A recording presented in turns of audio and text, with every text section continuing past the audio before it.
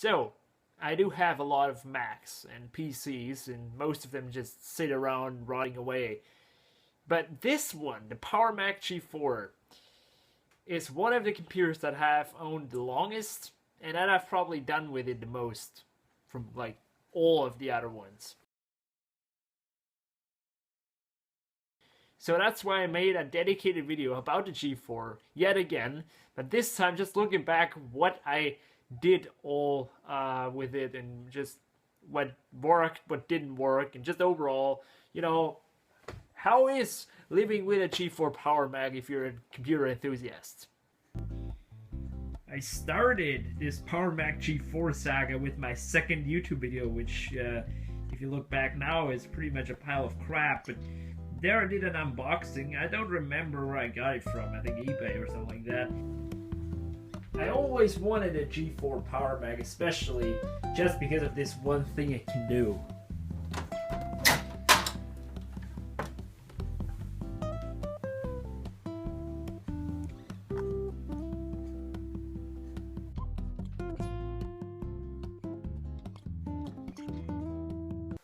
Now, the PowerMac may look stock, but in fact, the only two stock parts that are still inside of it when I got it are the processor and the power supply. Yes, everything else, every other piece of hardware has at least been moved or exchanged or eventually replaced.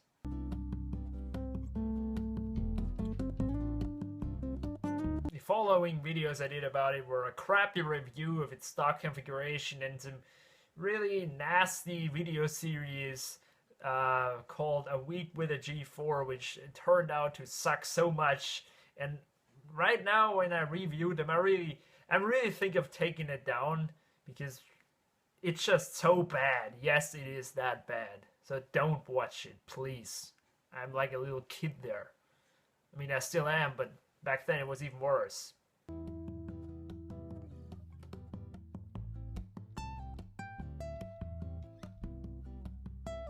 The next pretty much big thing that happened to the PowerMac was when I wanted, I really said wanted to put it to use as a server, because I used to use an iMac G3 as a server, which is stupid if you think about it, but I did it. And the G4 just never really, it would have been easily capable of doing this stuff, but eventually it just never got around doing it, because it's just so awesome that you can swap out parts in a Mac. That's the thing you have to know.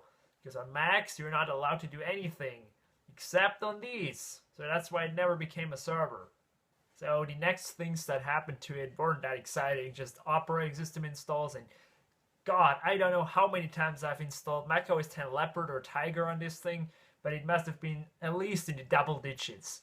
Now, then the G4 was kind of fading away from my channel, but it came back with this massive two-part video where we upgraded this into a monster PowerMac G4. Yes, we know it isn't that monster after all, since it's still single core and it isn't that monster in general, but it was just fun calling it that way because we really used up all the PCI slots that were on the PowerMac, which is looking really nicely.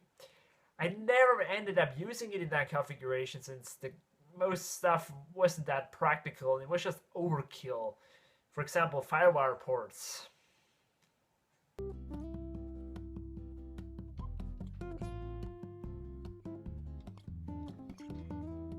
Now, after this massive video, I remembered when the G4 had the graphics card failure, which I just eventually swapped in the same graphics card again, and now it still works fine.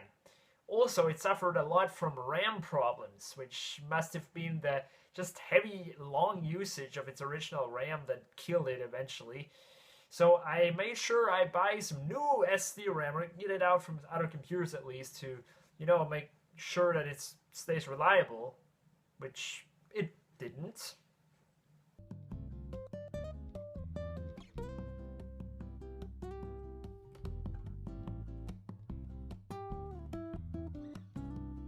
After that, I tried to turn it into a little Linux box, only to find out that Linux is a bit glitch to work with on PowerPC Macs. You see anywhere on the internet, like tons of articles and just forums where stuff doesn't work, and seriously nothing works out of the box. You have to install a lot of stuff manually, audio, graphics, Wi-Fi, like everything, the whole program.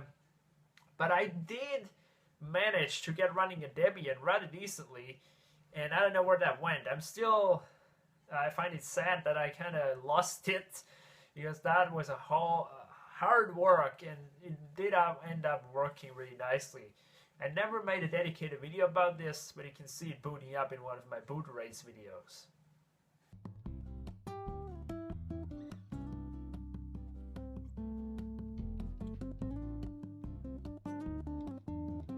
So the next crazy thing that happened to our mighty PowerMac G4 was that we tried to set it up with 2 hard drives and use them as a RAID 0. Now, we did that in order to increase performance and speed, but it did end up having a little better copying speed, but the overall thing was just crashing a lot of kernel panics, a lot of freezes. It gave us just a lot of troubles, and just the most depressing thing about it was that the Geekbench score was actually lower with 2 hard drives than with 1. Yeah, that really sucked. Now in the latest video about the PowerMac G4, you see me actually yet again setting it up with OS X Leopard and just getting it running and using it to sync an iPod Touch 4G. And yeah, now the PowerMac is working. So, in conclusion, the PowerMac G4 has seen a lot of stuff, and it probably will in the future. Now, I did think a lot about selling this and just getting in like 1.42 gigahertz dual core instead, like an MDD or something like that. But, you know, in the end, no one really cared, because this system has been used more just wrenching around and changing out parts than actually being used. So processor speed and performance, they don't really matter. Another amazing thing is that this is one of the last Macs where you can really swap in like anything and try if it works. Most stuff probably doesn't because it's a Mac and not a PC, but if you install Linux and you have the time to fiddle around in the terminal, this can be an ultimate system. Not that any of you want to do that, because it's really exhausting. So, this is my little video recap of the PowerMac G4. It's not going anywhere, and it will soon be in another video. But for now, that's it. Enough G4 goodness, and enjoy your day.